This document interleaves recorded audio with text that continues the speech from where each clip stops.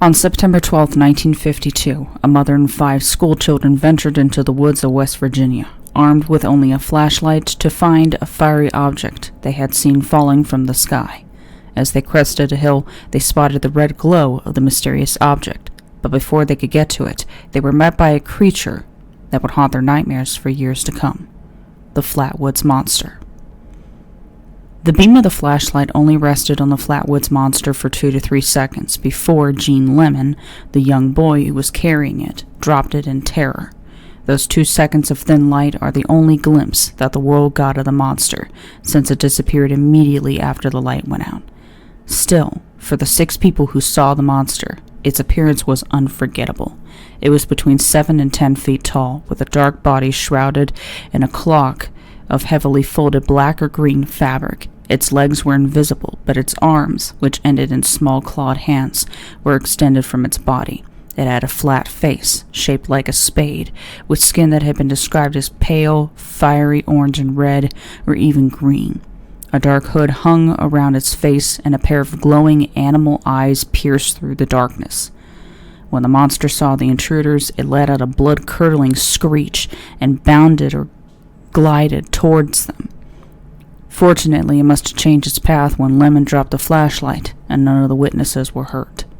Around 7 p.m., Edward May, Fred May, and Tommy Heiner were outside enjoying the last few minutes of daylight when their play was interrupted by a strange sight: a glowing object streaking through the sky.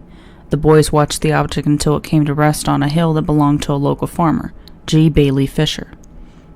As soon as the light faded, the boys sprinted to Mrs. May's home. They tumbled into the house, spilling their story as fast as they could and begging for permission to go out and search for the object. Mrs. May decided to accompany the boys, along with 2 other local children and a National Guardsman named Eugene Lemon and his dog. They found an old flashlight and headed for the farm. When they reached the Fisher farm, darkness had settled over the landscape and fog was beginning to creep in from the hills. Eugene's dog ran ahead, but a few minutes later he bolted back to the group with his tail between his legs. Despite this ominous sign, the group pressed forward.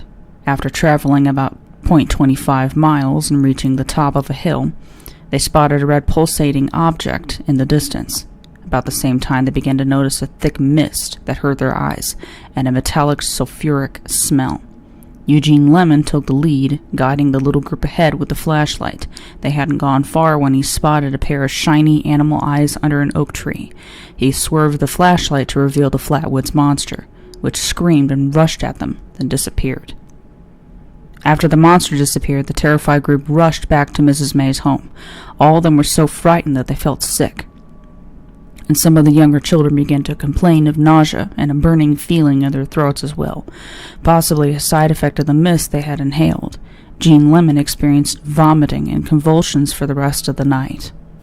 Mrs. May called Sheriff Robert Carr and Mr. Lee Stewart, the owner of a local newspaper. The sheriff couldn't respond immediately because he was investigating a report of a crashed airplane nearby, and Mr. Stewart began interviewing witnesses.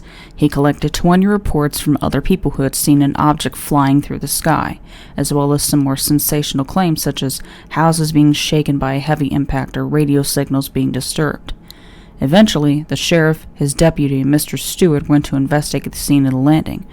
The sheriff and his deputy saw, heard, and smelled nothing, but Mr. Stewart reported a sickening burnt metallic odor still prevailing.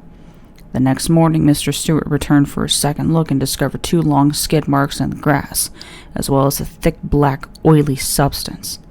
Shortly after news about the Flatwood monster and his UFO crash got out, paranormal investigators began swooping down on the little town of Flatwoods. One of the most enthusiastic investigators was Gray Barker, who made tape recordings of the witnesses' testimonies and wrote an article for Fate magazine. In 1953, Barker went on to publish a book with additional information gathered from numerous witnesses within a 20-mile radius. He concluded that the behavior of the UFO, as well as the sickness caused by its fumes, were consistent with extraterrestrial activity. Paranormal writer Ivan T. Ho and UFOologist Major Donald E. Kehoe also visited the Fisher farm, interviewed witnesses, and concluded that the event was probably an authentic case of alien contact. Of course, for every UFOologist who was ready to back the legend of the Flatwoods monster, there were hundreds of critics who could propose more logical explanations. On the night of September 12th, a meteor was seen streaking across the sky in 3 states: Maryland, Pennsylvania, and of course, West Virginia. Both Air Force officials and astronomers verified that the object was a meteor, although it raised alarm in several areas, including the reported plane crash that prevented the Flatwoods sheriff from investigating Fisher's farm immediately.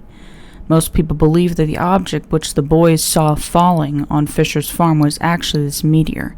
The red pulsing light which the boys saw when they arrived at the farm was probably an aircraft hazard beacon, which would have been visible from the high point on the hill. But what about the nightmarish creature that met the group when they tried to approach the UFO? Its pale, spade-shaped and hooded face, glowing animal eyes, unearthly screech, protruding arms with small claw-like hands, position under an oak tree, and gliding motion are all consistent with a barn owl.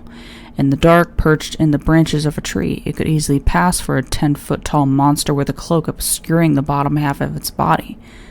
Especially 5 out of the 6 people who saw it were overexcited children.